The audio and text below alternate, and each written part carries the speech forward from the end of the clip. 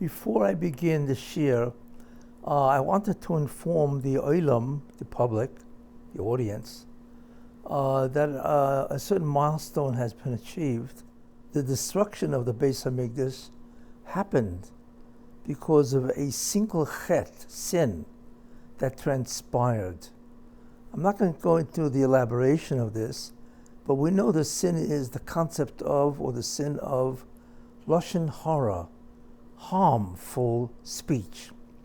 Now, many years ago, actually in 1988, it's a long time ago, I gave a shiur describing the pnimius, which means the internal idea or principle of why Lashon Hara, speaking harmful speech, is so devastating. How it destroyed the Beis Hamikdash, why it doesn't bring the Mashiach. And I explained that, and this, of course, is all based on what the Chofetz Chaim says. In any case, I have tried many times to transcribe the shiur and actually print it, because there are people that would like to see it in print and read it. Well, it's finally been accomplished. Feldheim has graciously accepted the opportunity to work on the shiur and to print a transcript of the shiur itself. And they've done really a beautiful job, excellent job. And what I've tried to do also is procure a lot of, actually what you will consider Gedolei Torah, many people who signed on as endorsements for this shiur. You know, they read the transcript, certainly they saw the transcript and so on, and they agreed wholeheartedly that people should acquire the transcript in print. And to that end, like I said, Feldheim has agreed and done a beautiful job publishing this transcript of that shiur. It has now been brought to the United States, and it's going to be distributed in the Sforim stores before Shivos B'Tammuz. I would urge everybody to try to secure an edition of this shiur, because it will be life-changing. I guarantee you that.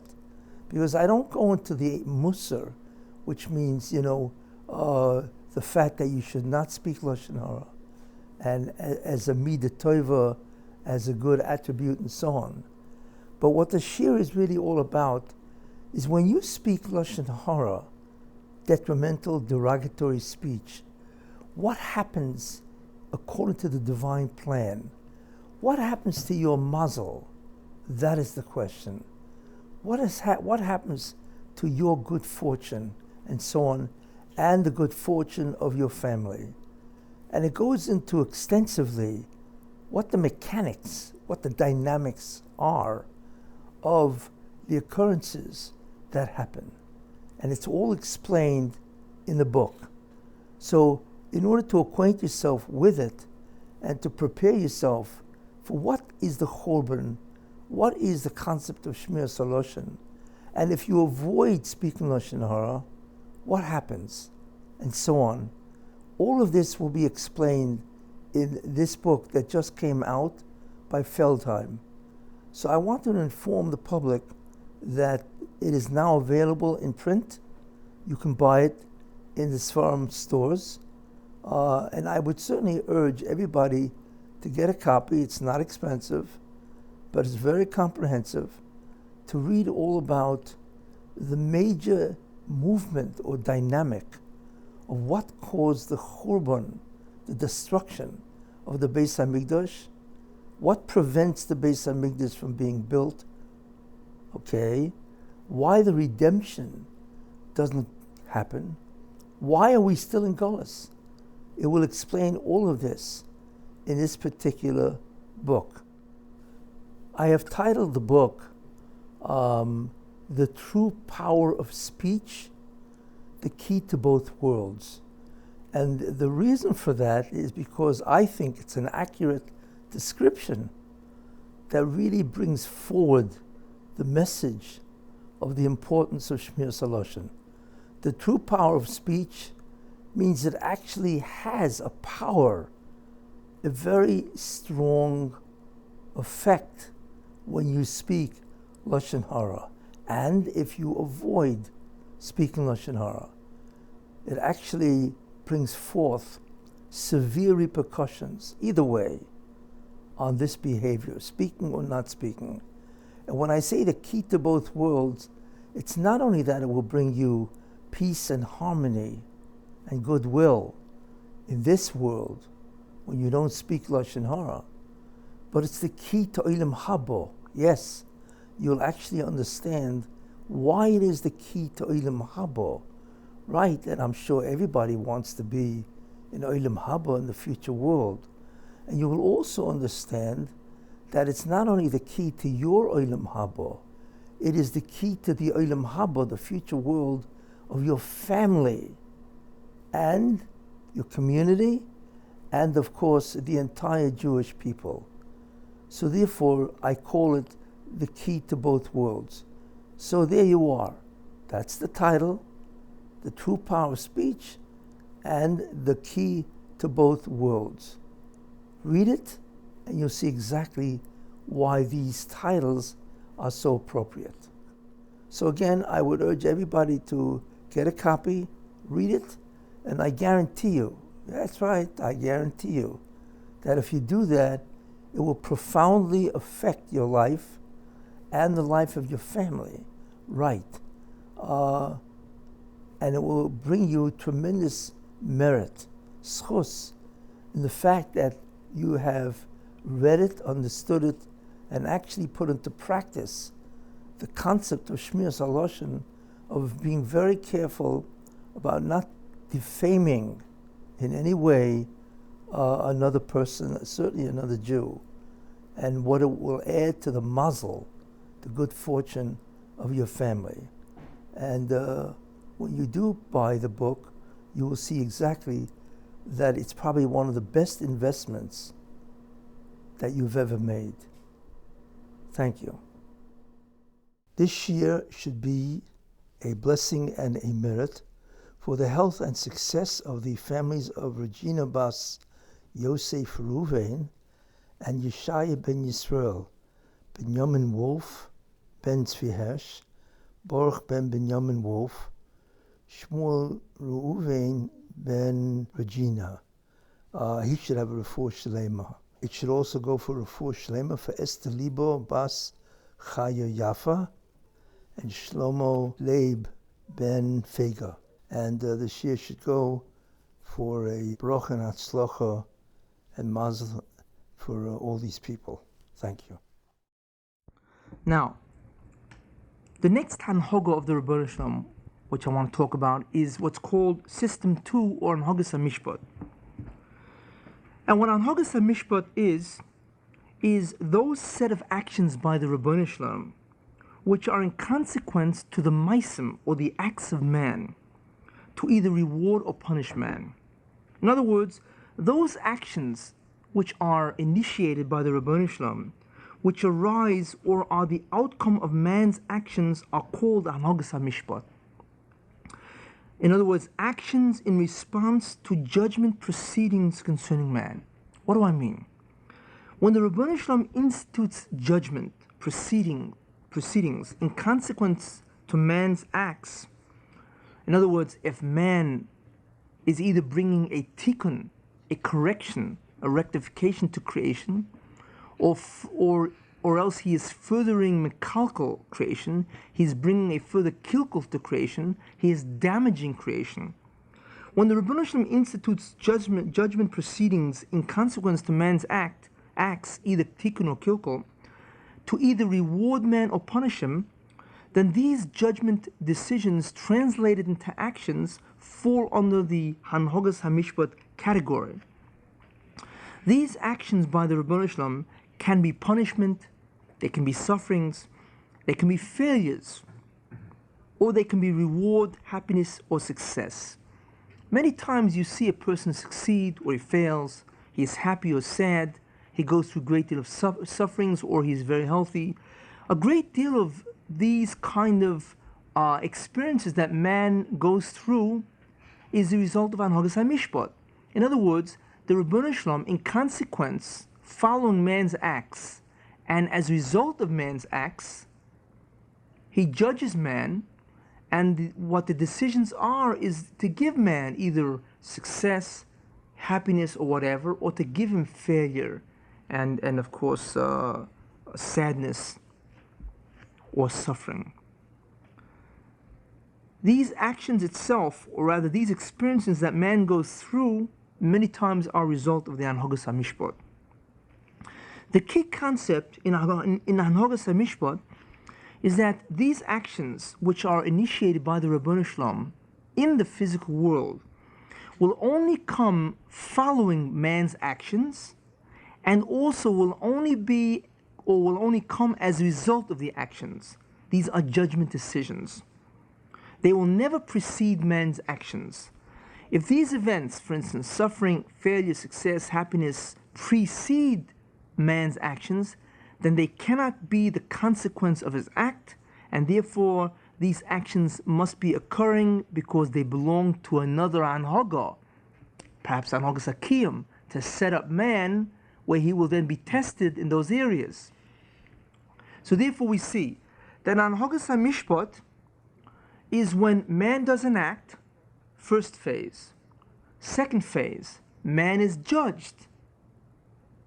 Third phase, an action ensues from the Ribono Shel Olam following the act and in consequence to the act, and of course is visited upon man. That's Anhagas HaMishpat. When acts happen to man as a result of his causation. These acts are his responsibility. That's Anhagas HaMishpat.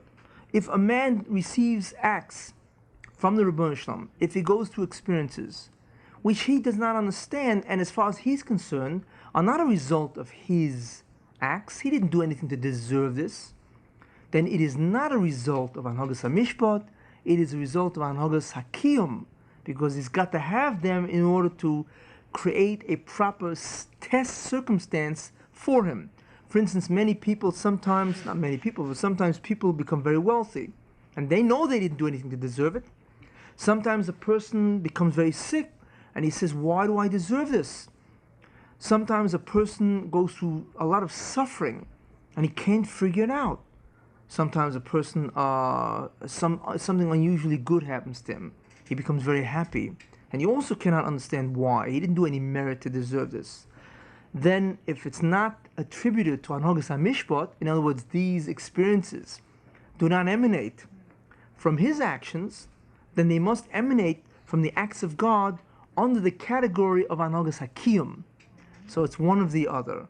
But in any case, Anhagas HaMishpat, of course, is a second category that classifies or organizes those acts which are a result of man's acts, and they are really the translations of actions from judicial decisions. It should be noted that a reward to man in consequence to his good action does not imply a reward in its true sense. It doesn't mean because a man became a millionaire, even as a result of his acts, it doesn't mean that that is his reward.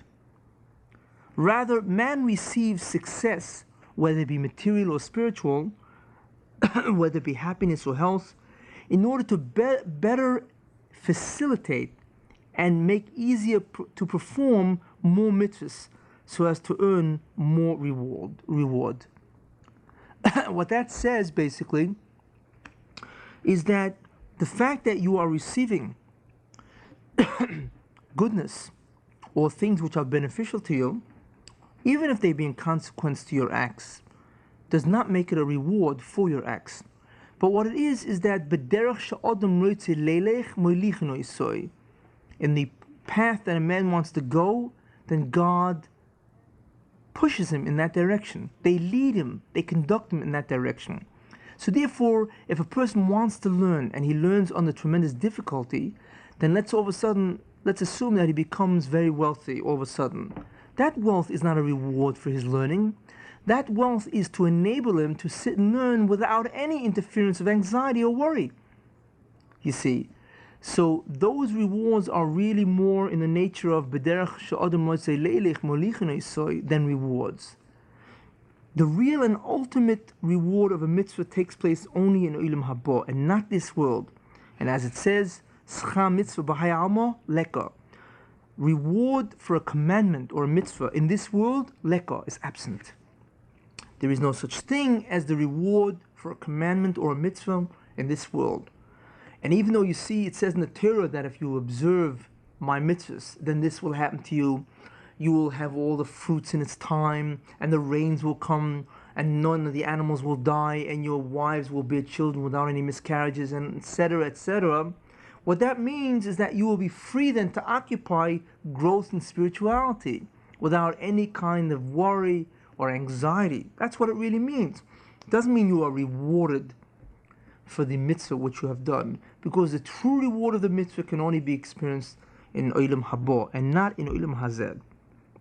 And that's important to remember, that even if somebody experiences things which look like a reward, they are not a reward, they are rather circumstances which facilitate greater and easier spiritual growth.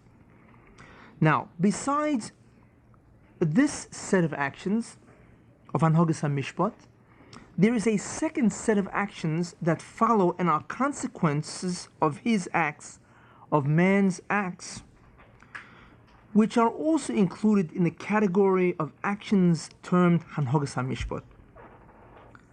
The first subclass of actions which I had mentioned affects man's experiences, his health, his success, failure, or suffering.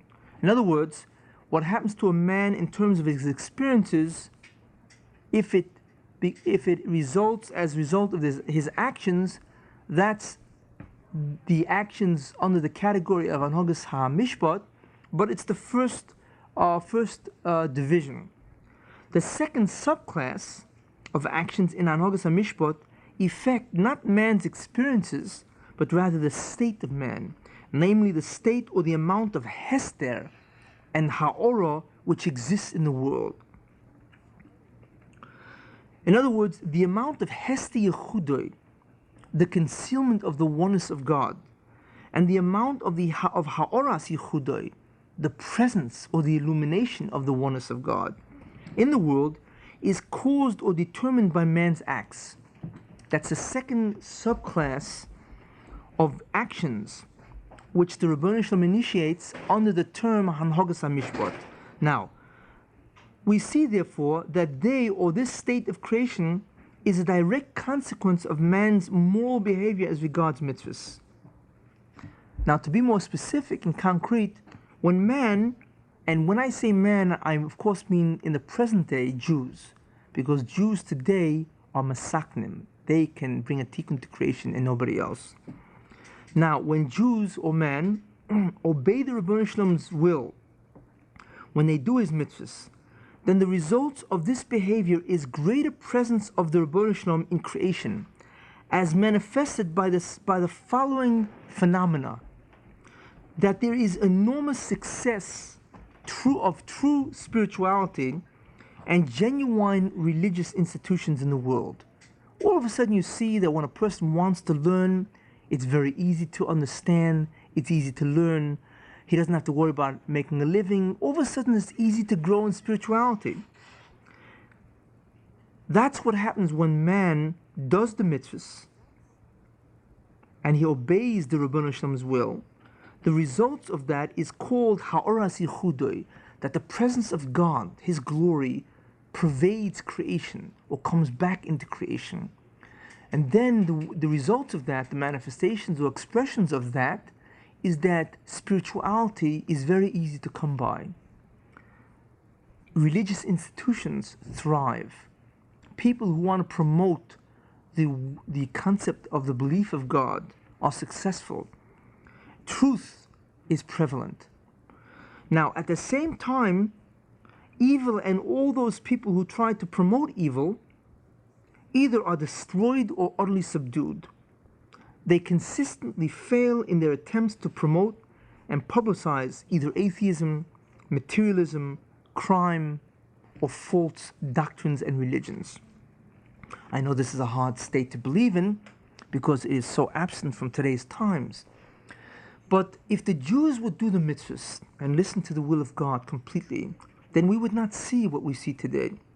We would see an enormous hashpah, divine spiritual force that would pervade creation and force all the koiches that relate to the physical world, that relate to individuals interested in spirituality, institutions and so on, they would be successful. And it would be very easy to acquire spirituality. However, and not only that, but we would see the reverse in terms of those people who are Rishonim, that they would fail in attempting to do what they want to attempt. You would not see the proliferation of evil the way we do now.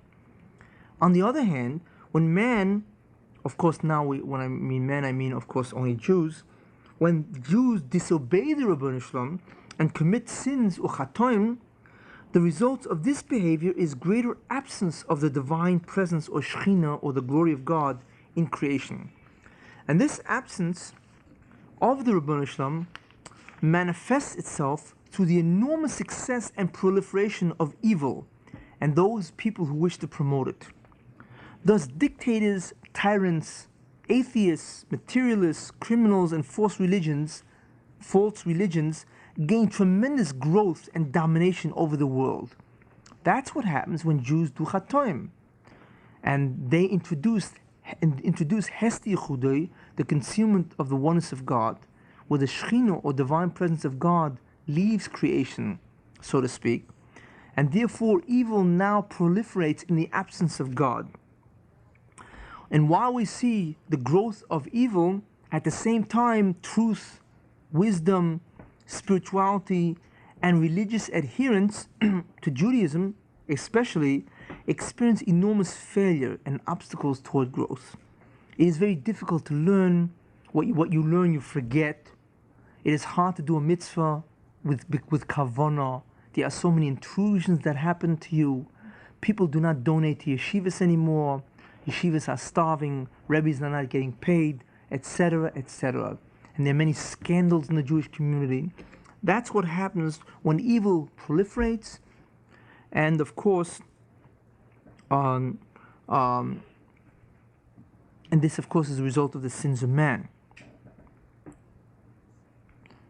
Now this state of man, of course, is caused by the acts or sins of Jews or man. And the resultant actions by the Rebbeinu Shalom in creating the state falls also under the category of Hanhagas HaMishpat.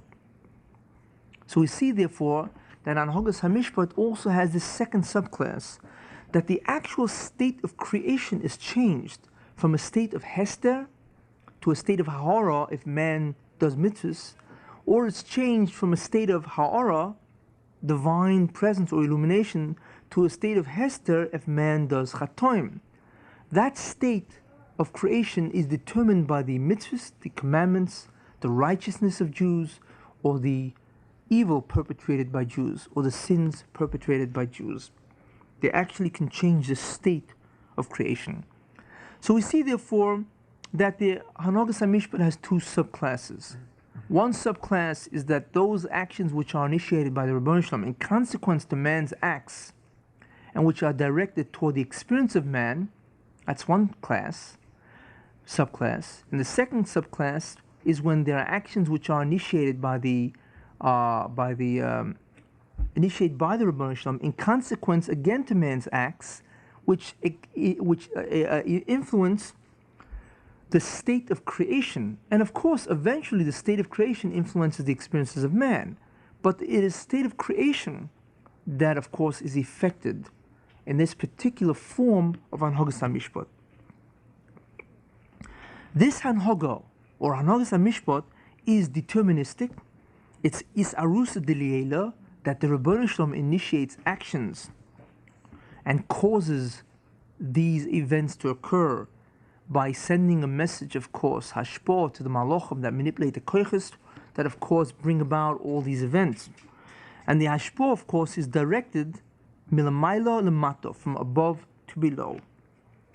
Now, Hanogas HaMishpat is the most absolute, unchanging principle in creation, in that man's future state in Olam Haba is due solely and only to the extent of his righteousness. Hanogas HaMishpat is absolute. He receives no more and no less than what he earned in this world through his acts as regards the mitzvahs. That is Hanogas HaMishpat. You get what you earned. The more you earn, the more you get. The more you labor to understand who God is, the more you comprehend God in Olam Haba. The less you labor to comprehend God, the less you receive of the comprehension of God in Olam Haba. It's an exact equation. However, a creation that only has the first two Hanhogas HaKiyum and Hanhogas HaMishpat, would present a real possible calamity. Creation would be in the exact state caused by man, because man causes the state of creation by his acts. Which means that if mankind as a whole were to makalkal or damage creation, and not be masakin it, and not correct it, and how would that happen, of course? By doing continuous evil acts like the Dor HaMabel, then there is a real possibility that Olam Haba would never materialize, and the will of God to have a community in Olam Haba receiving a Tova would be totally frustrated. And that is why, because the first and second Hanhogas HaMishpat, or rather Hanhogas HaKiyum and Hanhogas HaMishpat, guarantee only that man will have the opportunity and the ability to earn Hatova in a future world. But they do not ensure or guarantee this outcome in any way. They give man the setup. They force man to engage in the setup. And man experiences the results of his engagement in the setup. But if a man or if mankind refuses to do good, and they all do evil, instead of being Masakin creation, they are Makalkal creation. So it comes out that creation remains in a state of Kilkul, because creation can only move toward Tikkun or Kilkul in response to the acts of man, and never to any other force. It comes out that man who continuously does evil is Makalkal creation. Creation remains in its Kilkul, Olam Haba never materializes, and the will of God is totally frustrated. That is a real possibility according to these first two Hanhogas, because those two Hanhogas only guarantee the opportunity and the ability of man to interact with the world and to possibly masakin the world. Does not ensure and guarantee that he will do it. That is free will choice, and it is up to man. But that's a terrible idea, that it is possible for the universe to be destroyed. And the truth is that's exactly what happened in the Dor HaMabel. The Dor HaMabel was a generation, the entire mankind, corrupted, was Makalkal creation, to such an extent where Hanhogas HaMishpat demanded ibud, destruction. And that's exactly what happened. And only Noach was saved because he was a tzaddik. Therefore he was saved. But that generation destroyed, or was Makalkal creation to such an extent that they all deserved ibud, and they really all died through the flood, the Mabel. So therefore we see that if it happened once, why can't it happen again? So we see that there seems to be a deficiency in the first two Hanhogas HaKiyum and Hanhogas HaMishpat, that if the world is to truly survive, and that if the world truly has to reach a tikkun, then obviously a new Hanhoga must be introduced. So we see therefore that there is a real possibility that creation will be in a state of complete kilkul, as is what's happened by the Dor HaMabel, the generation of the flood.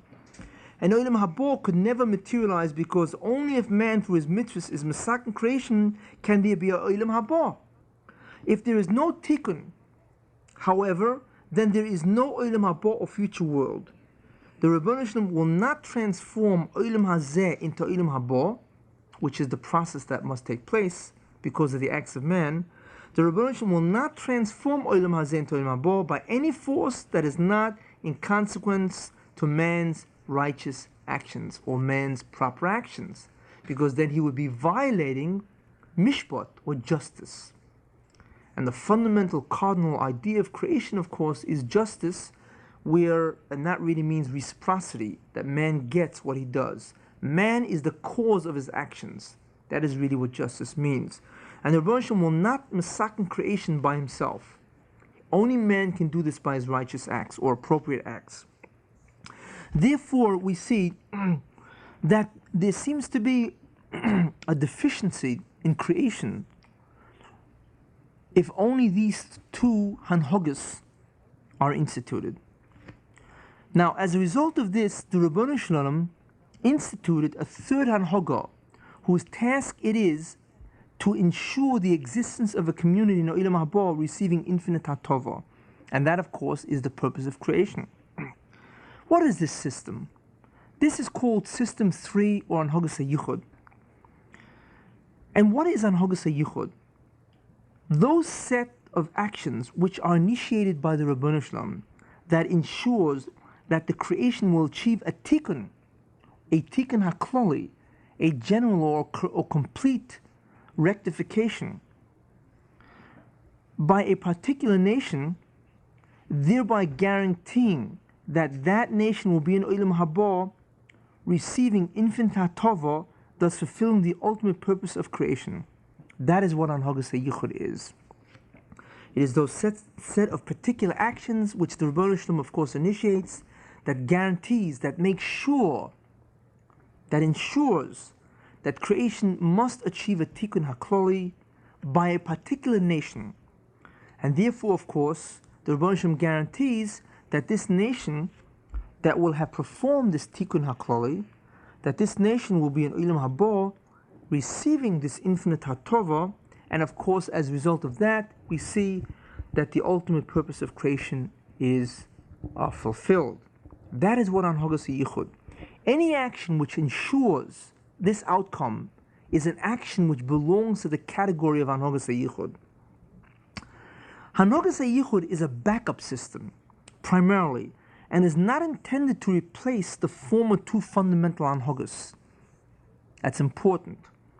It is activated by the Rebbeinu Shalom only when man, or only when Jews fail to masakin creation through righteous acts, and instead they establish a pattern of being mekalkel creation through non-righteous and sinful acts. That's when the Rebbeinu Shalom activates Anhogas HaYichud. When Jews establish a pattern of being mekalkel creation through averis and chatoim, then he must activate Anhogas HaYichud. Now, even Anhogas HaYichud must submit to Anhogas HaMishpat, because man must fundamentally earn his hatova, his goodness in Olam Haba, the future world, thereby removing the interference of namidik sufa, the sense of embarrassment or loss of self-respect that one experiences when one receives good without having earned it. Even Anhogas HaYichud has to submit to justice, because man must remove namidik sufa, and that can only be removed if he truly has earned and caused his state in Olam Haba. But how is Anhogas HaYichud, as a backup system, going to remove or satisfy the condition of removing namidik sufa?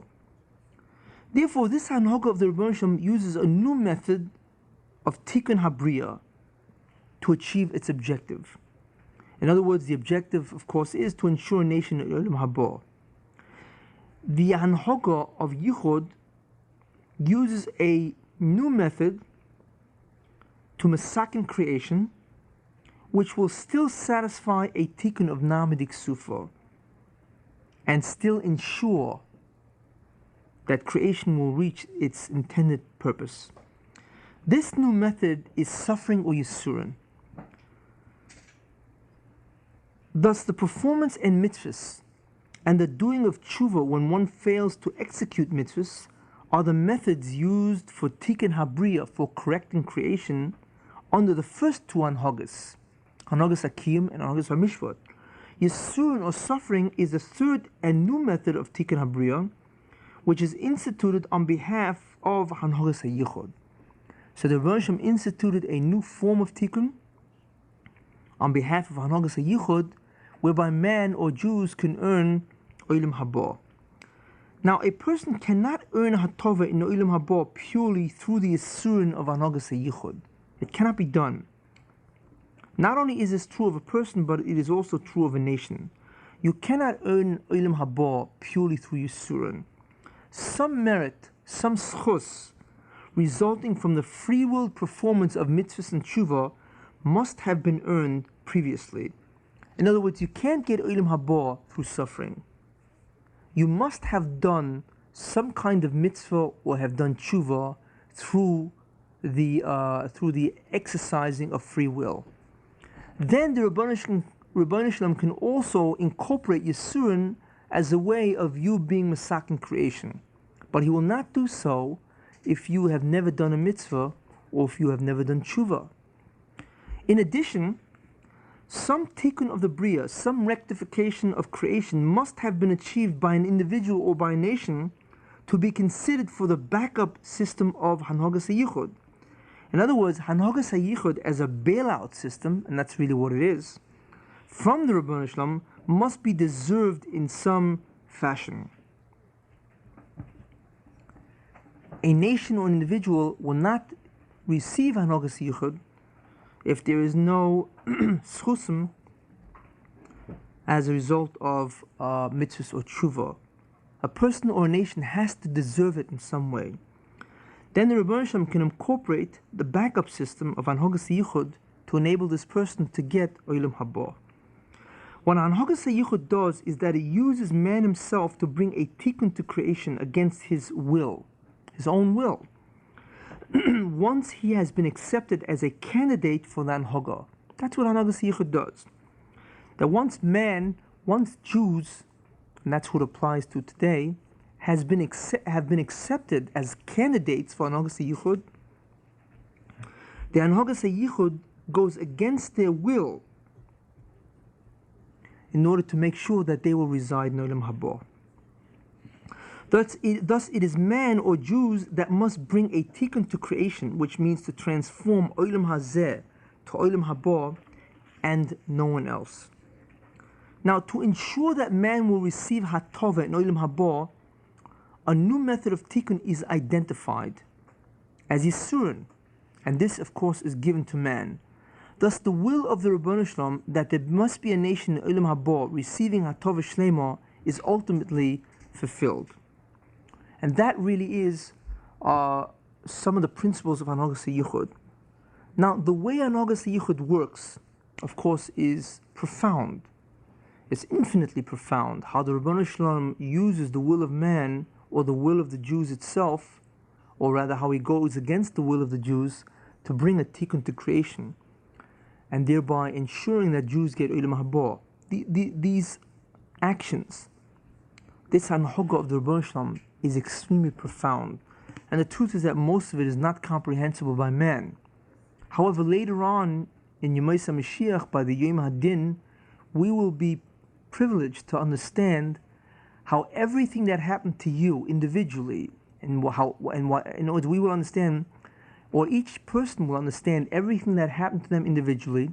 They will understand everything that happened to them as a nation, and they will understand everything that happened to the entire physical universe, the history of the world, why it happened in terms of Hanogas HaKiyum, Hanogas HaMishpat, and Hanogas HaYichud. Now, this Hanhaga is deterministic.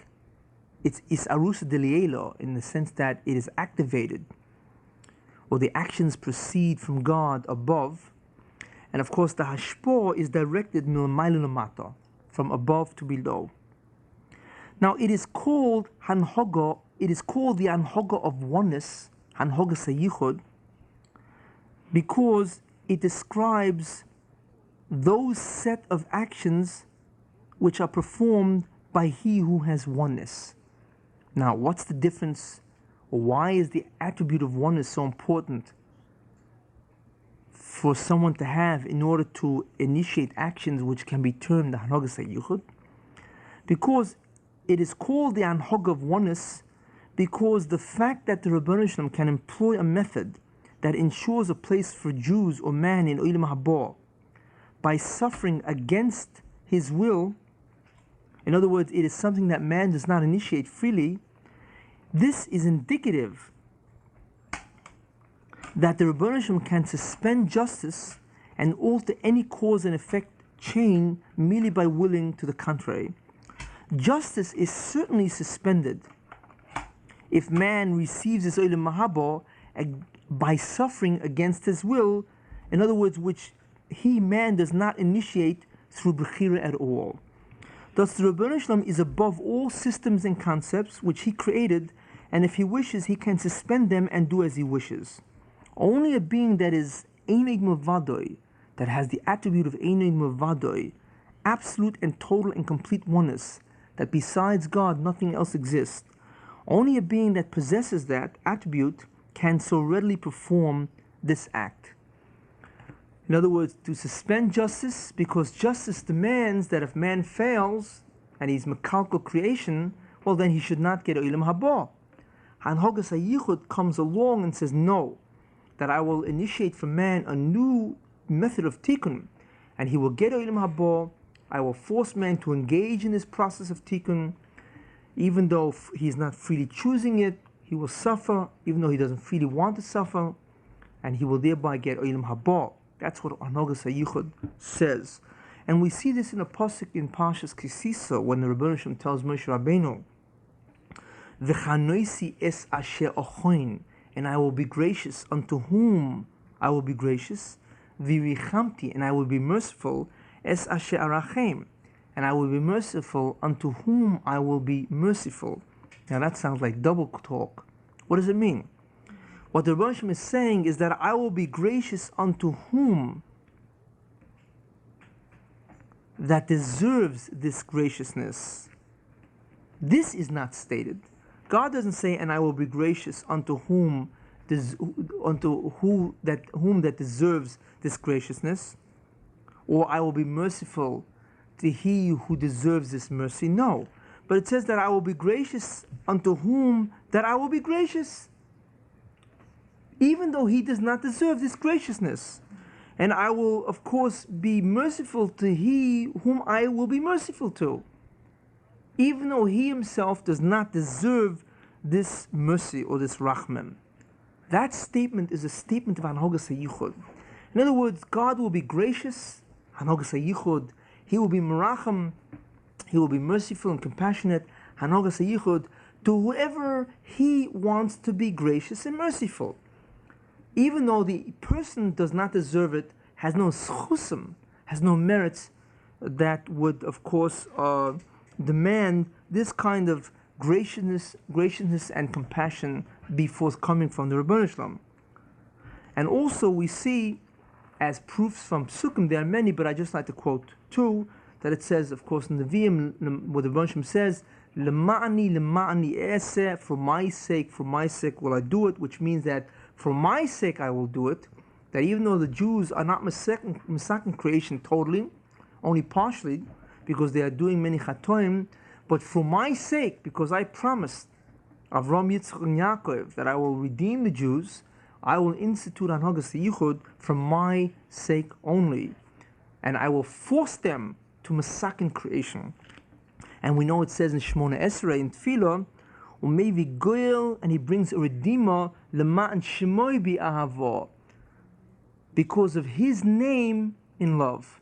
In other words, the Rebbeinu Shalom doesn't bring a redeemer for our sake, because we are not Messianic creation to the extent where we can have a Goel. But he brings a redeemer for his sake, for his name, because in love he loves the Jewish people. Therefore he institutes Hanhogas HaYichud, which of course makes sure that the Jews will Messianic creation. They will bring a tikkun hakloli to creation, and thereby merit Olam Haba, of course, through the third method of tikkun, which of course is Yisurin. Now it is important to note that the guarantee of Anhogas HaYichud embraces two concepts. One, that the creation must reach a tikkun before being transformed from Olam Hazeh to Olam Haba. In other words, Anhogas HaYichud guarantees that creation must reach a tikkun hakloli, that the world will be transformed from Olam Hazeh to Olam Haba. That is the first guarantee of Anhogas HaYichud. The second guarantee is that the Jews must be the ones to masaken creation, and therefore they are the ones that must be the recipients of Hatova in Olam Haba. In other words, the first guarantee of Anhogas, or the first concept that Anhogas HaYichud guarantees, is that the world, the universe, must achieve a tikkun hakloli, a complete and general rectification of all creation. In other words, that there will be an Olam Haba. The second aspect or concept that Anhogas HaYichud guarantees is about who will be the masaken, who will bring a tikkun to creation. And on that area, Anhogas HaYichud guarantees that the Jews will be the masaken and no other nation, that they will be the masaken for this world, they will bring the tikkun hakloli, and they are the ones who will have caused and be responsible for the presence of Olam Haba. That is the second guarantee of Anhogas HaYichud. Now, it was not always so, but I will not go into it, because Anhogas HaYichud itself developed as time went on, and that's for another shiur. Actually, it's for a Sukkot shiur, because a great deal of the simcha of Sukkot is connected with Anhogas HaYichud, which we will see in Sukkot. That's one of the reasons why we say Hoshana, Lemancha Boreinu. Who is Lemancha Boreinu, Lemancha Lakeinu? What does that mean? Hoshana, help us be masaken creation, not because of us, because Lemancha Elokeinu, because you are our God, Lemancha Boreinu, you are our creator, Lemancha Doshenu, and so on. That's clearly Anhogas HaYichud. And we say that every day of Sukkot. Now the question is, why are Jews pronouncing or acknowledging Anhogas HaYichud on Sukkot every day of Sukkot? Anyway, that is for a Sukkot shiur. Now we now see that these three systems, Anhogas HaKiyum, Anhogas HaMishpat, and Anhogas HaYichud, are the framework from which the actions of God can be comprehended. And I tell you, it is worth to be mimic. It is worth to study profoundly these systems, because all history, everything can be explained within the context of these three systems. These three systems are the real determinants for the actions of God as He relates to the dyadic structure or system of reality.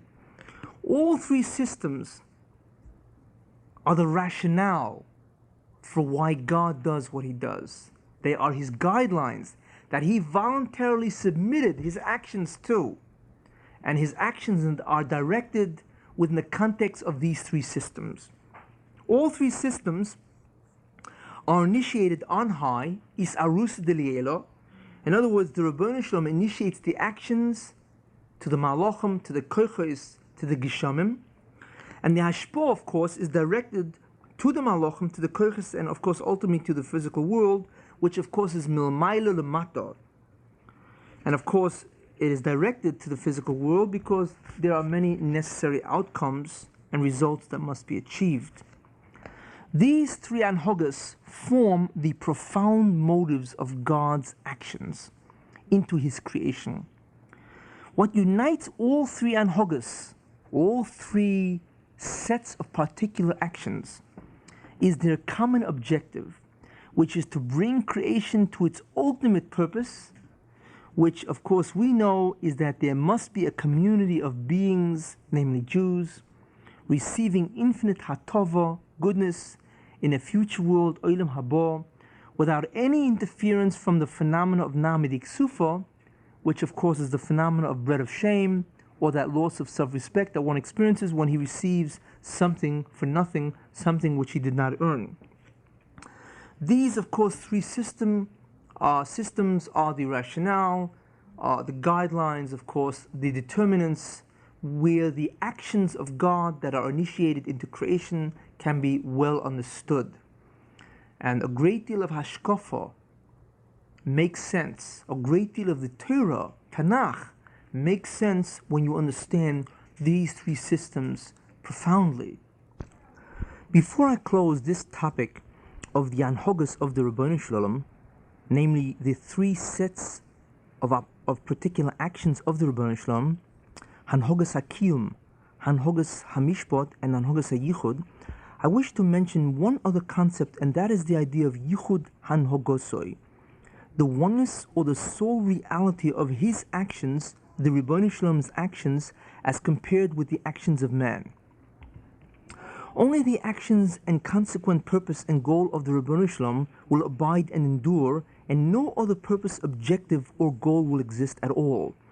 Thus, even though we see that man has in truth free will, and therefore each and every human being truly directs by himself his behavior and actions toward the fulfillment of his specific desired goals and objectives, if those goals and objectives are in opposition to the purpose and goals of the Ribono Shel Olam as regards the tikkun of the Bria, or even if they are merely not in conformity to the Ribono Shel Olam's goals, then in reality man is compelled, notwithstanding his free will, to bring about the purpose and goal of the Ribono Shel Olam.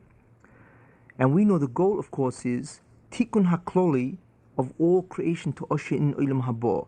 Tikkun hakloli, of course, means the general correction, the general rectification of course, the Bria or creation itself.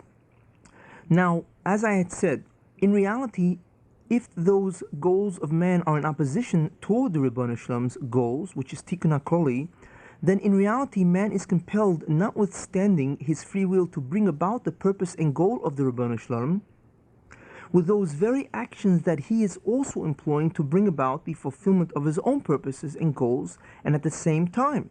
Thus, every act of man, even though it is intended to secure and fulfill his own desired purpose, must also at the very same time satisfy and fulfill the purpose of the Ribono Shel Olam, which is the ultimate Gilui Chudoi, or the divine revelation of the oneness of God, or Tikkun HaKloli. These terms are synonymous. Now, how this the Ribono Shel Olam accomplishes, notwithstanding man's true free will, is utterly beyond human comprehension and forms one of the greatest and profoundest secrets of the Anhogas of the Ribono Shel Olam. We see, therefore, that man is thus manipulated to masakin creation no matter which course of action, which direction he undertakes. However, he can choose if he wants to masakin creation willingly and freely, or if he is to be manipulated against his wishes to bring a tikkun to creation. Thus we see that only the actions and resultant purpose of the Ribono Shel Olam has any reality or endurance at all. All men must bring a tikkun to creation. If they decide to do it with free will, then they receive infinite reward for the tikkun they have caused and brought to creation. If they decide, on the other hand, to rather pursue their own goals and desired objectives, then those very actions which are causing the achievement of their desired objectives are at the same time also achieving a tikkun for creation. However, since it is the Ribono Shel Olam that converts these self-intended actions toward his own ends, in other words, the Ribono Shel Olam's ends, then they are not causing this tikkun freely or by their own initiative, but are instead being used as an instrument, as a vehicle by the Ribono Shel Olam to masakin creation. They therefore receive no schar, no reward at all from a justice point of view. In addition, if their self-intended actions are used to bring about sufferings to the Jews as part of Hanhogas HaYichud, then they receive punishment instead, since they wish to harm and destroy Jews, and it is only the Ribono Shel Olam that uses their evil deeds to bring about a tikkun to the suffering of the Jews under the category of Hanhogas HaYichud. Now, the Holocaust is a perfect example of this. The Germans wished by their own free will to destroy the Jews. That's what they wanted to do. They wanted to obviously murder many Jews. But what the Ribono Shel Olam did is he used them to bring about great suffering to the Jewish nation by not interfering with their free-willed evil schemes in order to bring about an enormous amount of tikkun which is necessary for the coming of Mashiach. And of course, this suffering enters the category of Anhogas HaYichud. However, since the Germans, since they have perpetrated such an unspeakable, incomprehensible evil toward the Jews, they, however, will go ultimately through unimaginable sufferings. But the fact that the Rebbeinu Shem employed their actions toward his own desired end does not diminish in any way the enormity and magnitude of their crime and their necessary punishment. That's the way the Rebbeinu Shem operates, that he allows the actions of men to bring about the purpose that he wants to achieve. And the Germans, even though what they wanted to achieve is of course tremendous evil, they wanted of course to destroy the Jews, and that they desired through their own free will. Nobody put it in their mind. The Rebbeinu Shem did not put in their mind to destroy Jews.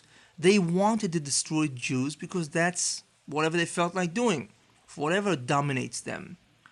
But what the Rebbeinu Shem did is he allowed them to carry out their actions. He didn't interfere with them, because the sufferings of the Jews, which the Germans intended to bring about, would also serve the purpose of the Rebbeinu Shem in the fact that Jews would undergo tremendous amount of suffering. And we know that suffering is one of the ways of bringing a tikkun to creation, a general rectification of creation. So therefore the Rebbeinu Shem allowed the Germans to do what they wanted to do. But the fact that the Rebbeinu Shem allows them to do their evil schemes and uses that for his own ends, the fact that the Rebbeinu Shem used the Germans as his instrument does not in any way diminish the magnitude of the crime that the Germans did.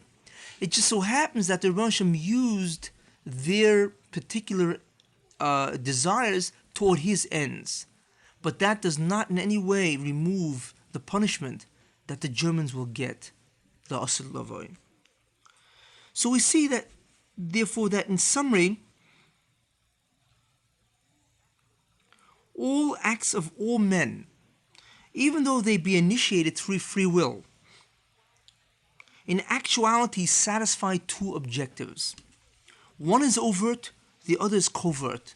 And this is a tremendous side of the way the Rebbeinu Shem is Messianic, the way he conducts himself, the way he operates creation. That all actions of all people really satisfies continuously two objectives. One is overt and the other is covert. They satisfy the overt objective of accomplishing man's desires, that's the overt objectives, and they also satisfy the covert objective of accomplishing the Rebbeinu Shem's purpose. Two objectives in each person's behavior. If a person's behavior does not satisfy the Rebbeinu Shem's objectives, which of course is Tikkun HaKlali, the general correction of all creation, then that person is not allowed to carry out that action. All actions of men satisfy the Tikkun HaKlali, but they can decide if they want to be doing that action willingly, and therefore they merit the reward of that Tikkun of creation, or they can decide if they want to be the instrument of God, that he uses them to bring about his own purpose, which of course is Tikkun HaBriya, the correction of all creation. It's up to the person. But whatever a person does, all his acts move toward that purpose. So he thinks that he is satisfying his own needs and desires. In truth, he is really satisfying the needs and desires of the Rebbeinu Shem. Now, the comprehension of this incredible phenomenon, which is called Yichud HaNhagosai, will ultimately be revealed to all mankind on the great day of judgment. In other words, on that day, we will understand exactly how every act of every person brought creation closer, whether the person has been an instrument or whether the person has freely caused, of course, that advancement toward the tikkun of the Bria. On the great day of judgment, on Yom Hadin, a person will understand exactly everything that transpired and how all actions of all men, all nations, actually was advancing the purpose, even though people thought that what they really were securing is the fulfillment of their own objectives. And that is why it's called Yichud Hanhagosoi, that the Anhog of God, the actions of God, the purpose of God, is the only thing that really is. The only thing that really will eventually be realized. Nothing else really exists or will have have any kind of endurance. Now, we are now in the position to define and understand various concepts as a result of the previous introductions. These terms are Teva, natural law, Nes, miracle, Shinui Teva, which is magic, and Kishuf, which is black magic, sorcery, or witchcraft. There are three aspects to physical reality. They are, what is, how is it, and what does it go through? Those are the three aspects to physical reality. What do I mean by them? Okay, let's take a look at the first aspect. What is? And what that means is that physical reality consists of beings or entities that are composed of physical substance, material, or matter. This is called the chomer, the material, that's what chomer means, of physical being. Every entity contains an essence or nature that states what that being is. The nature of physical beings contain characteristics, attributes, and properties with which we can identify that particular being. That is the first aspect of physical reality, the concept of what is. In other words, what are the physical entities or physical beings that exist? That is the first aspect of physical reality. The second aspect of physical reality is how is it? What does that mean? Okay, this is called the form or the tsura, the form of physical reality. And what do we mean? The following. All physical beings behave or act or conduct themselves in certain manners and ways. Now, the behavior is well defined in each physical being, and it is operating within certain limitations and boundaries. The actual conduct and parameters of behavior of physical beings constitutes what we call natural law. In other words, natural law of physical beings is precisely that idea, because physical beings conduct themselves or behave or act in certain ways under certain limitations, and that is called teva, or natural law, or nature. Now, natural law of physical beings is always constant at all times. That is the concept of constancy, that natural law is always constant. In other words, at all times, this is what we will observe. Physical beings or entities always behave or are always restricted in terms of their behavior according to this set of rules, natural law, and the natural law is constant at all times. And also, natural law of physical beings is always consistent from place to place. You don't find in one place you have one natural law and in another place you have another natural law. It is always consistent. It is therefore predictable because it is consistent and constant. It is therefore predictable, assuming one knows the natural law that the objects fall under. In other words, since the natural law of objects are consistent and constant, obviously we are able to predict how a body, an entity will act, since we know the natural law that it operates under. And of course, to the degree that we do not know the natural law, to that degree we cannot predict the behavior of an object. So this is the second aspect of physical reality. How is it? So far we have the first aspect, what is, what are those entities that exist? And the second aspect, of course, is how is it? Those entities which exist, how does it behave? Now, the third aspect of physical reality is what does it go through? Now, what does that mean? What that means is that all physical beings not only behave in certain ways in terms of themselves, but also interact with others with other physical beings in a prescribed fashion within certain limitations and boundaries. These events or phenomena of interaction are also subsumed under the term natural law and are always constant at all times and consistent from place to place. And also it is also predictable, assuming that one knows the natural law that the interacting objects fall under. That is the third aspect of physical reality, is that besides the fact that we can discuss physical entities, besides the fact that we can discuss the behavior of these physical entities, we can also discuss the behavior that these physical entities exhibit when they interact with other physical entities. So these are the three aspects of physical reality that I want to note. Now, in addition to the three aspects of physical reality mentioned, there is one other important idea which embraces all three concepts, and that is that all physical reality is in a constant state of change from their potential in the three aspects to their actualization of the three aspects. What I mean is that all physical beings, whether it involves the physical being itself, whether it involves the behavior of the physical being, or whether it involves the behavior of the interaction of physical beings, all physical beings are in a constant state of flow or flux from the potential of these three aspects to the actuality of these three aspects. So physical beings or entities are always changing. Physical beings or entities are always behaving continuously. There's a flow of that behavior. There's a flow of the change in the physical being itself.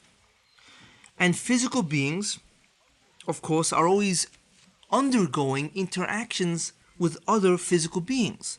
So we see not only these three ideas, the concept of physical being, the concept of the behavior of physical being, and the concept of the interaction that physical beings have with other physical beings, but we also observe that physical beings are always changing. There's a constant state of flux or flow that all physical entities undergo.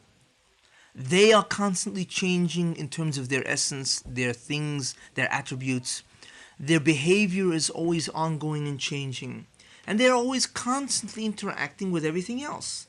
The universe is in a constant state of flow, change, or flux. Now, this constant flow or flux or change of physical reality from potential to actual, as regards the three aspects, is the immutable progression of reality toward an ultimate purpose.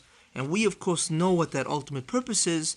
That ultimate purpose, of course, is tikkun habriya, the correction or the rectification or the restoration of creation to its original state of Gil Yehudai, to the original state where the presence of God, the absolute oneness of God, was revealed throughout all creation. That is really what Tikkun Habriya is. That is really what Tikkun HaKloli is. The general correction or rectification, or the Tikkun Habriya, the correction or rectification of creation, really refers to Gil Yehudai, the revelation of the absolute oneness of God, which was originally revealed in the beginning of creation. But that was concealed from, of course, men, and it is our purpose, of course, to get that presence back into creation, that people should ultimately again realize who the Ribono Shel Olam is. Now, we may ask, what is the origin or the determining principle that gives rise to physical reality in all three aspects: physical being, behavior of physical being, and the behavior of interacting physical beings? What is the determining principle that gives rise to physical reality in the three aspects which I have discussed? And not only that, what is the origin what is the determining principle that determines the stage of constant flux or flow that exists? What underlying governing principle determines physical beings, their behaviors, the behaviors that comprise the interactions of physical beings, the constant state of change from potential to actual along the continuum of the three aspects of physical reality. And lastly, the incredible constancy and consistency of all facets of this reality. In short, what determines physical reality, physical phenomena, as I have explained, what they consist of?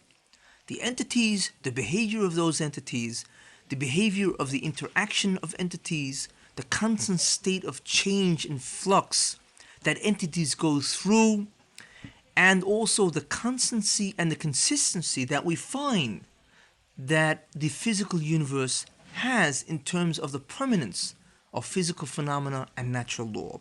What are the determining principles?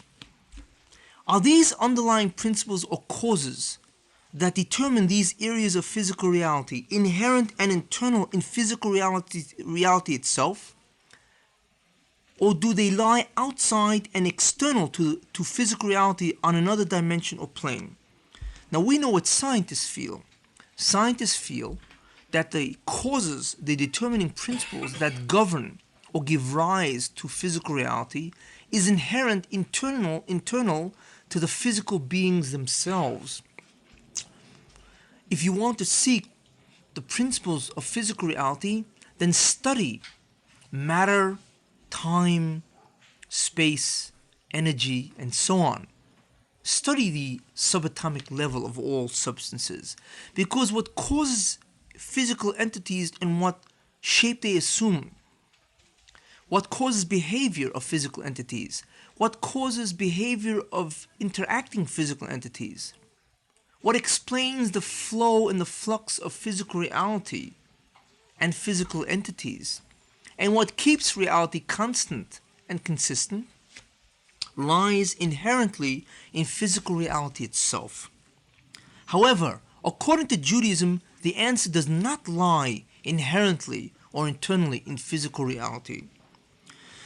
The answer, of course, according to Judaism, is that the true causes and determining principles of all physical reality in all its aspects and areas lies external to physical reality. It lies in the koiches nivdolim, the transcendental forces which I had mentioned previously, which inhabit Olam Bria. Now, these koiches, these transcendental forces, are the roots, producers, and generators of all physical reality, and everything which occurs in them must reflect itself in some aspect in the entities of the physical universe. As I explained previously, that in Olam Bria, in the spiritual dimension of the world of Bria, there lies what's called transcendental forces, koiches nivdolim, and these koiches are really a mirror universe toward the physical universe. Everything that exists in the physical universe has a counterpart in that mirror universe. Not only does a counterpart exist for each physical entity, each geshem. In other words, not only is there a koyach, a force that represents each geshem, but all forces are linked to their corresponding or their counterpart geshomim or physical entities. We know that also from previously. In addition, we know that of course that all physical entities are derived from the forces. We emanate from those forces that exist in the world of creation or Olam Bria. And we also know that all physical phenomena and outcomes are merely manifestations and expressions of the transcendental forces. The mechanism of all physical reality, therefore, consists of two components or elements. One spiritual, and that is the koyach, the force, the transcendental force, which of course resides in Olam Bria, the world of creation. And the second component or element of the mechanism of physical reality is physical. It is geshem. It is the physical entity itself. This is called the dyadic structure or the system of reality. In other words, all physical reality, the base of that is the dyadic structure, where you have geshem or physical entity on one level in this world, Olam Asiyah, and you have koyach in Olam Bria. And those two components, the koyach and the geshem, forms a dyad. And that is the dyadic structure of reality. And it is the koyach that determines the existence, the form, the behavior of physical entities, the interacting behavior of physical entities. It determines the constancy and the consistency of physical entities. It determines the ongoing flow and change of physical reality that we observe. Now, based on the innate or inherent nature of any given koyach,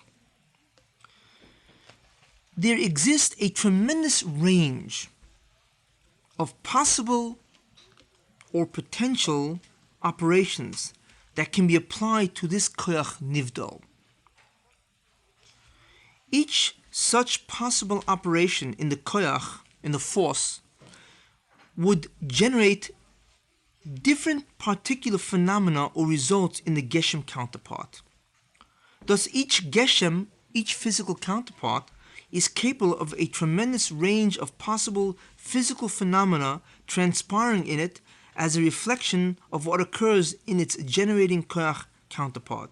In other words, until now we look at a force which is a counterpart of a physical entity, a geshem. But the truth is that every koyach has a range of possible operations that can take place in that koyach. And each operation that would take place in that koyach would reflect itself in a different kind of geshem, a different kind of physical entity or physical behavior. Okay? So therefore, the physical entity can assume many, many different forms. And the range of forms that a physical entity can assume is equivalent to the range of operations that can be done to its koyach counterpart. Now, the anhogas hakiyum, or that set of specific actions of the Ribbono Shel Olam that concerns itself with bringing a tikkun to creation, the anhogas hakiyum of the Ribbono Shel Olam, however, establishes that each and every koyach can only be operated by its controlling malach according to particular patterns or modes of operations that will lead ultimately to tikkun haklali, the general rectification, which of course is the ultimate purpose of creation. In other words, only certain particular patterns and modes of operation, certain select operations, can be implemented in any koyach. And of course, these operations which can be implemented in any given koyach force comes from the range of possible patterns and modes available according to the inherent nature of that koyach. Now, only certain particular patterns and modes of operations can be implemented in any koyach by malachim whose task it is to control the koyachs, because it is only these particular patterns or modes of operation which has been determined by the Ribbono Shel Olam to lead creation to its ultimate purpose, namely tikkun of all creation, which of course we know is Gil Yehudei, the absolute oneness, the revelation of the absolute oneness of God. Thus, Hanhogas Hakiyam of the Ribbono Shel Olam demands, and we know what Hanhogas Hakiyam is, that set of action that brings about creation to its ultimate tikkun. The Hanhogas Hakiyam of the Ribbono Shel Olam demands the presence of certain particular pattern of operations in any given koyach from the total possible range of operational patterns, and also demands at the same time that these certain particular patterns be at all times constant and consistent from place to place. Now, the Ribbono Shel Olam, who is the subject of action, he initiates a divine hashpah, and this is really the sequence of how it takes place. The Ribbono Shel Olam initiates a divine hashpah which is a spiritual causative force. It's an influence. It is an influence that can actually cause. What the Rebbe does is he initiates a divine hashpah, which is transmitted to a controlling malach of a koyach. This is transmitted to an angel that controls the force, because I had mentioned previously that all forces are controlled by different malachim. He is mashpia. He initiates a divine force, which is transmitted to a controlling malach of a particular koyach. And of course, it contains both the exact will of God as regards to what particular pattern or mode of operation must be implemented in this koyach, of course, of the total possible range of operational patterns available, and also this hashpah, divine hashpah, contains the exact amount of power needed by this malach to carry out his charge. So the hashpah that God initiates, that divine force, contains both ideas. It contains the power that a malach needs to carry out the will of God, and it also contains the will of God in terms of how the malach is supposed to operate this koyach. In other words, which pattern of operations should he select out of the total range of possible patterns, or the total range of possible operations that can be available to that given koyach. That hashpah contains that idea also. Now the malach then performs the ordered operation on this koyach, and this leads to specific physical outcomes in the geshem counterpart. This process is repeated to all malachim in charge of all koyachs. Thus, the precise nature and parameter of all physical reality is established by an isarusa deli'ela, which I had mentioned means that the action is initiated from on high, that God initiates this divine hashpah, which of course is transmitted to the malach, who then knows what to do with the koyach, and he has the power to do whatever is ordered to him, to the koyach. This is called an isarusa deli'ela because the influence, the cause, the action is initiated from on high, from God himself. And of course the Rebbeinu Shalom sends the hashpah from milamayla lamato, from above to below. Because once the koyach is influenced and manipulated, then of course the geshem counterpart, the physical reality or entity that is the counterpart of that koyach, is also influenced in corresponding to the amount of influence in the koyach. Therefore, it is an isarusa deli'ela and a hashpah milamayla lamato. We see therefore that it is hanhogas hakiyum, those acts of God which bring creation to its ultimate tikkun. We see that it is the hanhogas hakiyum that determines the precise pattern of operations that is selected to be implemented in any given koyach. And it is the same hanhogas hakiyum that demands constancy and consistency for this selected pattern of operation in that koyach. Now, the effect of a selected particular pattern of operations of koyachs results in a particular pattern of physical reality that is constant for all times and consistent for all places.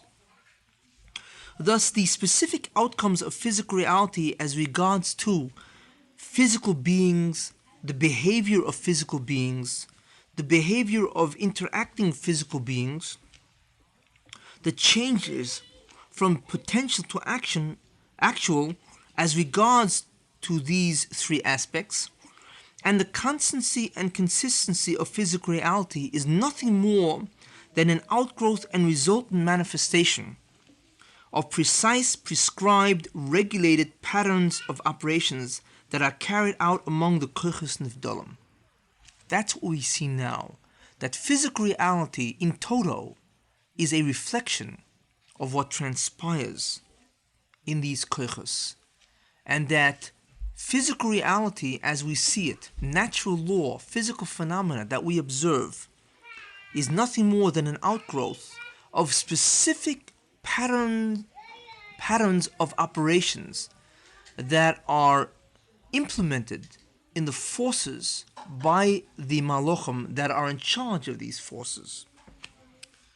It is just these prescribed particular patterns of operations among the koiches or forces that determine the exact form that physical reality assumes for the purpose of achieving the tikkun of creation in the best possible manner. The term teva, which means sunk in or impressed in or set in, that's what teva means, to be sunk in, to be impressed in or to be set in. The term teva means the constancy and consistency of any given prescribed particular patterns of operations that are implemented in the koiches by their controlling malachim, irregardless of the kind or type of prescribed patterns or modes of operations employed. That's an important idea. The concept of teva, or natural order, or natural physical phenomena, does not refer to the actual phenomena that goes on. It does not refer to the pattern of operations in any given koyach. What it refers to is the constancy and consistency of the pattern of operations in any given koyach, and also the constancy and consistency of physical reality, physical law, and physical phenomena. That's what teva really means. The determining principle for which type or set of prescribed patterns of operations implemented in all the koiches, forces, is hanhogas hakiyam, or tikkun hakloli.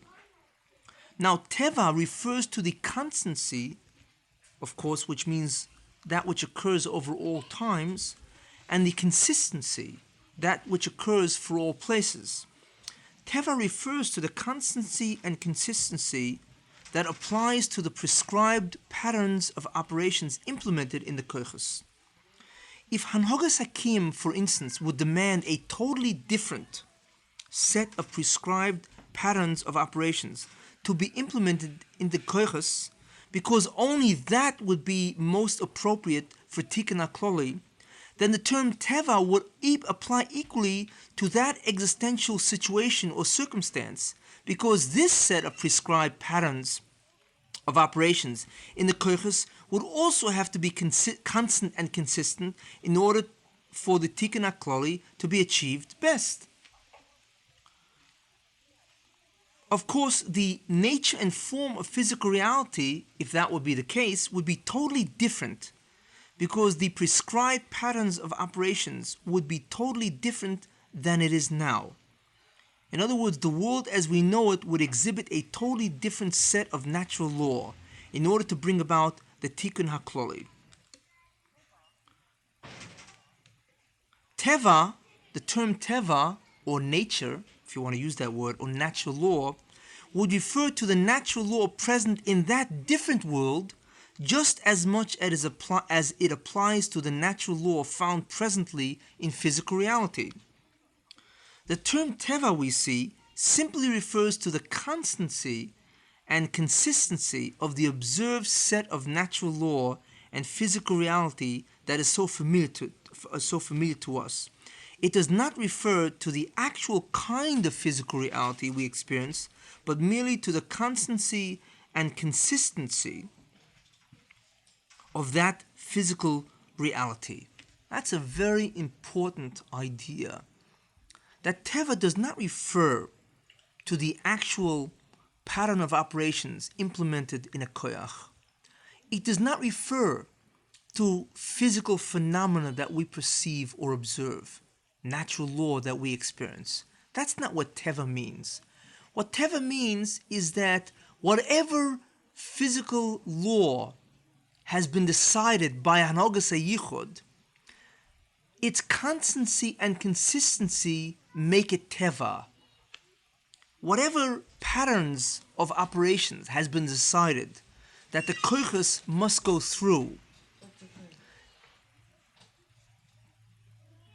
the constancy and consistency of those patterns of operations is what's called teva. So therefore, if Hanhogas Hakiyim would decide that the best universe would have to exhibit completely different physical laws in order for there to be a tikkun hakloli, then obviously those bizarre or different physical laws would be called teva, because that would have to be constant and consistent. Of course, it would be totally different than what we observe now, but it would have to be constant and consistent, because that would be those physical laws and physical phenomena that would have been decided by the Ribbono Shel Olam, that these would be the best possible circumstances to bring about the tikkun hakloli.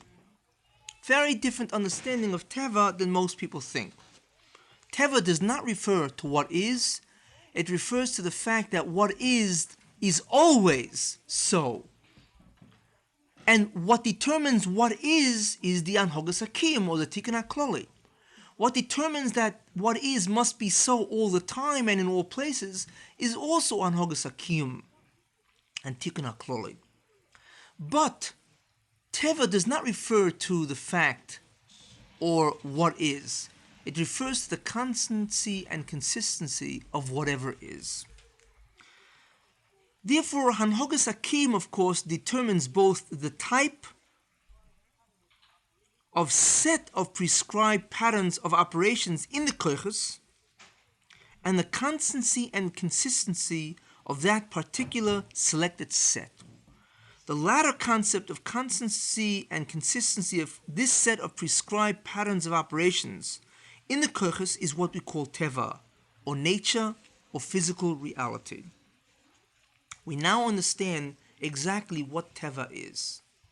We understand how physical law, physical phenomena, physical beings, or all physical reality originate from the koiches. We understand, in other words, that physical entities, their behaviors, the behaviors of the interactions of physical entities, the actual ongoing change that occurs to physical entities, their behaviors, and the ongoing interaction of physical entities, the actual constancy and consistency that physical law exhibits, all these things emanate from koiches. Now we also see that koiches themselves have a range of possible operations that can be implemented in it. And we saw that the Ribbono Shel Olam selects specific patterns of operations in all the koiches that he wants to be operative, and not the other possible operations or other possible patterns of operations. And he sends a hashpah to the malachim, and he gives them koyach, and he tells them through that hashpah which patterns of operations that he wants them to implement in the koiches. Now that, of course, means that this world will exhibit specific patterns of operations, or rather specific patterns of physical law and physical phenomena, certain natural law, because of what transpires in the koiches. And of course, what determines all of this is Hanhogas Hakiyim, because it is just that set of natural law and physical phenomena that will bring about tikkun hakloli, or gil yuchudoi, or tikkun habriya. And teva refers to the constancy and consistency of those particular patterns of operations that take place in the koiches by their controlling malachim. Teva also refers to the constancy and consistency of physical law and, of course, physical phenomena or physical reality that we experience. Teva refers to the constancy and consistency, not to the actual phenomena that we perceive. Even if the physical universe was totally different, for instance, let's say the Rebbe Hashem decided that gravity should not exist, that objects should be able to float any way they choose, that there is no such thing as an attraction or pull that the earth has toward the objects that are inhabited in it. But rather, there is no gravity. And the Rebbe Hashem would then, of course, send a hashpor, a divine hashpor to the Malach that would indicate to the Malach that he must operate the koyach in such a way where there is no gravity. Now, if the Rebbe Hashem decided that that would be the best way for a tikkun hakloli to be achieved, then that, of course, is what we would see. And that would be teva, because that would have to be consistent and constant in order for tikkun hakloli to be achieved. So that would be teva. So teva, again, does not refer to the kind of physical reality, the kind of natural law and physical phenomena that we observed. It rather refers to whatever we observe, as long as it is constant and consistent, as long as these laws are operative for all time and all places, then this, of course, is called teva, because those physical laws and physical phenomena and physical reality is tavua, it is sunk in, it is impressed in or set in, and always must occur, because that is ultimately what will bring the tikkun hakloli. So we can look at the particular set of physical laws, natural law, physical phenomena, as a particular set of physical reality that the Rebbe Hashem decided would be the best way to bring about tikkun hakloli. Therefore, he of course influenced, or he decided, that the koiches, the forces which represent and give rise to all this kind of physical reality, must be operated in a certain manner. Therefore, they have certain patterns of operations that he decided must be present in these koiches. And of course, this is what he, of course, decided based on Hanhogas HaKiyum. Now, we see that there really is a range of possible operations, and therefore a range of possible patterns of operations that exist in the koiches. So what we have to explore now is, why do the koiches have to have a range of possible operations? Why only not just a specific amount of operations that are employed or used to bring about specific physical reality? Why do they have to have a range? Why do they have to have other kinds of operations that can be performed to them, if all the Rebbeinu Shalom is going to control or implement is these specific patterns of operations in the koiches? That is a question that we have to explore. And the truth is that the answer to that is that the Rebbeinu Shalom wanted that there should be times when physical reality can change, because Hanhogas HaKiyum demands that there be a deviation from physical reality, that natural law change in order to accommodate other circumstances which are necessary to bring about the tikkun hakloli. And of course, this gets us into the entire area called nes, or miracle. And that is really what this is all about. And that is really the topic that I'm going to discuss now, is of course nes. I want to mention one idea before we go into nes, and that is that not only does the specific patterns of operations that actually determine ongoing physical reality exist, but even those physical phenomena which will exist in the future, the pattern of operation, the possible operations in the koiches must also exist, even if they first will be implemented thousands of years later. For instance, radio waves.